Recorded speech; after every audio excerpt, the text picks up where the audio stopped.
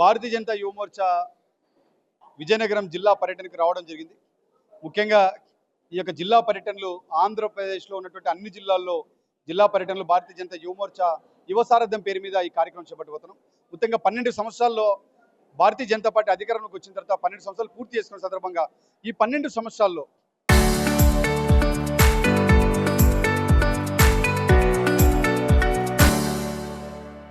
దేశానికి ఆంధ్రప్రదేశ్కి ఏమి ఇచ్చామనేటువంటి విషయాన్ని చాలా స్పష్టంగా ఈ రాష్ట్రంలో నుండి యువకులకు, ప్రజలకు, మహిళలకు అందరికీ కూడా అర్థమయ్యేలాగా మేము ఈ కార్యక్రమాన్ని ముందుకు తీసుకెళ్తున్నాం.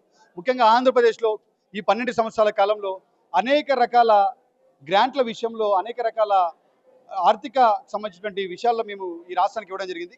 అటువంటి విషయాన్ని చాలా క్లియర్గా ప్రజలకు అర్థమయ్యేలాగా ఎక్స్ప్లెయిన్ చేస్తున్నాం. ముఖ్యంగా ఆంధ్రప్రదేశ్లో అమరావతికి ఇప్పటిదాకా 15,000 కోట్ల రూపాయల బడ్జెట్ ఇచ్చాం.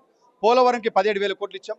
దాంతోపాటు విశాఖ రైల్వే జోన్, ఉత్తరాంధ్ర ప్రజల యొక్క చిరకాల కోరిక విశాఖ రైల్వే జోన్ని భారతీయ జనతా పార్టీ నరేంద్ర మోడీ గారి నాయకత్వంలో విశాఖను రైల్వే జోన్గా ప్రారంభించి దానికి కూడా అనేక రకాల గ్రాంట్ల రూపంలో నిధులు కేటాయించి దాని యొక్క అభివృద్ధికి మేము పాటుపడుతున్నాం. ఇది మాత్రమే కాకుండా గూగుల్ సంస్థ విశాఖ కేంద్రంగా గూగుల్ సంస్థ తీసుకొచ్చినటువంటి చరిత్ర నరేంద్ర మోడీ గారిది, చంద్రబాబు నాయుడు గారిది, పవన్ కళ్యాణ్ గారిది, పివిఎన్ మాధవ్ గారిది. సో ఇటువంటి సంస్థను గూగుల్ సంస్థ విశాఖపట్నంలో పెట్టిన కారణంగా రాష్ట్రంలో, దేశంలో, ముఖ్యంగా రాష్ట్రంలో నిరుద్యోగ సమస్య ఎత్తుతుందని మేము అనుకుంటాం. కాబట్టి వీటితో పాటు జిల్లాలో అనేక అభివృద్ధి కార్యక్రమాలు భారతీయ జనతా పార్టీ కేంద్ర ప్రభుత్వం నిధులు ఇచ్చిన కారణంగా అనేక రకాల ఆంధ్రప్రదేశ్ యొక్క రూపురేఖలే మారిపోయిన చరిత్ర మనం చూస్తున్నాం. ఈరోజు ఒక జిల్లాకు కనెక్టివిటీ, నేషనల్ హైవే యొక్క అభివృద్ధి విషయంలో కావచ్చు, అదే రైల్వేకి సంబంధించిన అభివృద్ధి విషయంలో కావచ్చు, దీంతో పాటు ఎయిర్పోర్ట్ల యొక్క కనెక్టివిటీ కావచ్చు, వీటి యొక్క development connectivity Bharatiya Janata party అధికారంలోకి వచ్చినాక వేగవంతం అవ్వడం జరిగింది. ఇది మాత్రమే కాదు, ఒక పక్క నిరుద్యోగులకు, దాంతోపాటు విద్యార్థులకు, యువకులకు, అదేవిధంగా మహిళలకు, అదేగా పేద బడుగు బలహీన వర్గాలకు సంబంధించినటువంటి అనేక రకాల ప్రభుత్వ పథకాల రూపంలో మేము ఇంటింటికి ఏదో ఒక రూపంలో నరేంద్ర మోడీ గారి అభివృద్ధి కార్యక్రమంలో మేము పాల్పంచుకోవడం జరిగింది. దానితో పాటు సనాతన ధర్మం పేరు మీద, ఈరోజు హిందుత్వం, సనాతన ధర్మం పేరు మీద ఈ మధ్యకాలంలో మనం చూస్తున్నాం.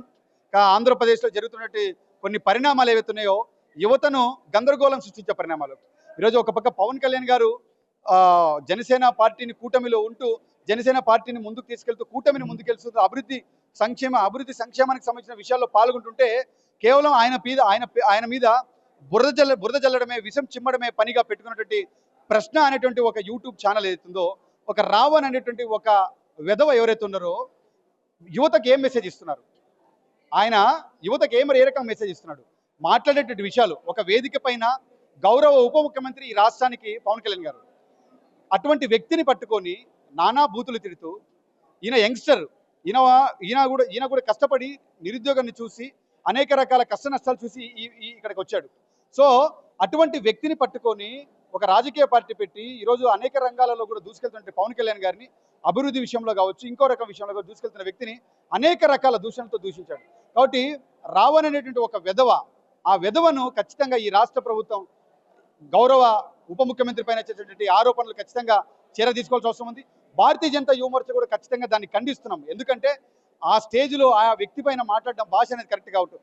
ఈ రాష్ట్రం నుండి యువతకు ఏ సందేశాన్ని ఇవ్వాలనుకుంటున్నాడు అనేటువంటి విషయాన్ని ఒక భారతీయ జనతా యువ మోర్చా రాష్ట్ర అధ్యక్షుడిగా రావణ్ అనేటువంటి వ్యక్తిని నేను ప్రశ్నిస్తున్నాను.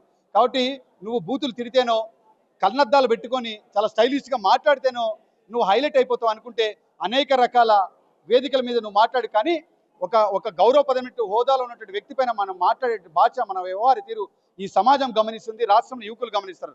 కాబట్టి భవిష్యత్తులో ఇటువంటి ఆరోపణలు చేస్తే ఖచ్చితంగా ఇంటికొచ్చి కొడతామని తెలియజేస్తున్నాం. భవిష్యత్తులో కనుక మా కూటమి నాయకుల పైన కావచ్చు, హిందుత్వం పైన కావచ్చు, సనాతన ధర్మం పైన కావచ్చు మాట్లాడే అర్హత, స్థాయి, వయస్సు నీది కాదు రావణ్. కాబట్టి ఇటువంటి మళ్ళీ రిపీట్ అయితే ఇంటికొచ్చి గుడ్డలు ఉడిదీసి కొట్టేటువంటి రోజులు దగ్గరలో పడిపోతున్నాయి. తస్మాత్ జాగ్రత్త.